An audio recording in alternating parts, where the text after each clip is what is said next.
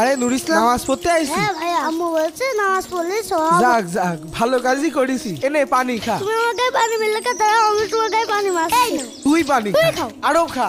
ছেলে মেলে আমার সাথে বাঙ্গা নিতে এসে। এই নিতের রহমতের ভিজে গিয়েছে, ভিজে গিয়েছে।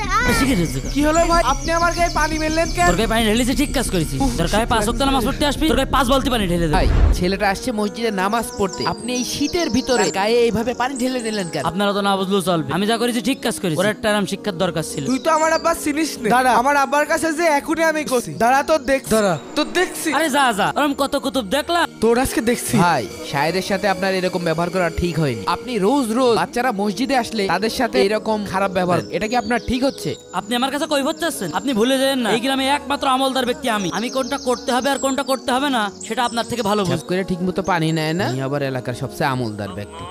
আমার বোঝাতে এসে চলেন, নামাজের সময় হয়ে গিয়েছে।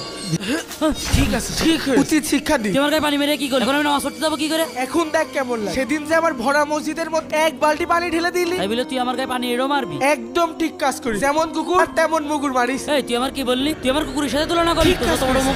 আরে এই না, তুই আমার ছেলের গায়ে হাত দিছিস। আমার আগে গায়ে হাত।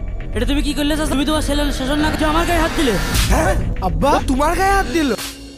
কি শুরু করেছিস?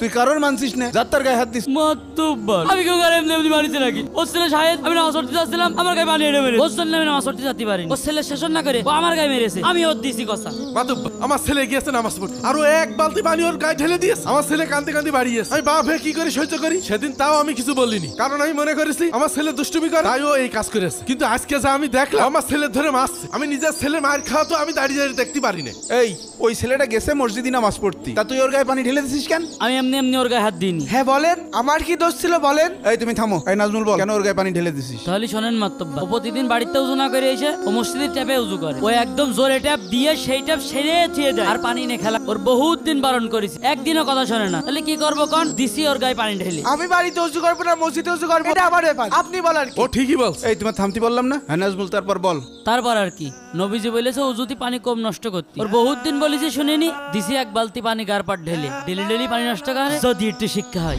এই সামান্য ব্যাপার নিয়ে এত বাড়াবাড়ি করা তোমার ঠিক হয়নি। ছেলে বলে শেখানো লাগবে না? না না না ভাই, আপনার কথাটা মানতে পারলাম। আপনি তো এইভাবে বাচ্চাদের শিখাতে পারেন না। এইভাবে শিখালে তো তারা মসজিদে আসবে না। ইমাম সাহেব কি বললে বুঝতে পারিস? শোনেন নাজমুল ভাই, সম্মান দিলে সম্মান পাওয়া যায়, সে ছোটদের কাছ থেকেই হোক আর বড়দের কাছ থেকেই হোক। সবাই চেষ্টা করব অজুতে কম পানি অপচয় করার। আমাদের প্রিয় নবী হযরত মুহাম্মদ সাল্লাল্লাহু আলাইহি ওয়াসাল্লাম বলেছেন যে তোমরা অজু করার সময় কম পানি অপচয় করো। যদি তোমরা নদীর কূলেও অজু করো তাও পানি কম অপচয় করো। চলো সবাই বাড়ি যাও।